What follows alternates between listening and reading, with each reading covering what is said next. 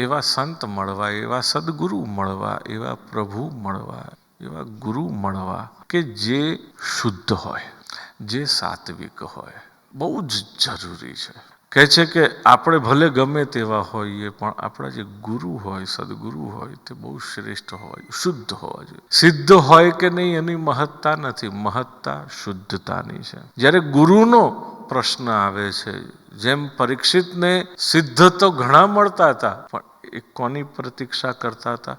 શુદ્ધની પ્રતીક્ષા કરતા હતા. જીવનમાં તમે રંગવદૂત મહારાજને જુઓ, રણછોડદાસજી મહારાજને જુઓ, કૃષ્ણશંકર શાસ્ત્રીજીનો તો તમને પરિચય છે, પણ તમારી આંખ સામે હતા એટલા માટે એમનો ઉલ્લેખ કરવાની હિંમત વધારે કરું કે જેથી કરીને તમને ખ્યાલ આવે કે સિદ્ધતા તો ઘણી હતી, પણ એમણે ક્યારેય પોતાની સિદ્ધતાને બતાડી નથી.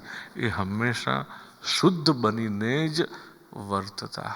જીવનમાં જે આવશ્યકતા છે એ સિદ્ધતાની નથી, શુદ્ધતાની છે. યોગીજી મહારાજ, સ્વામી મુક્તાનંદજી કે સ્વામી બુદ્ધદેવજી મહારાજ પણ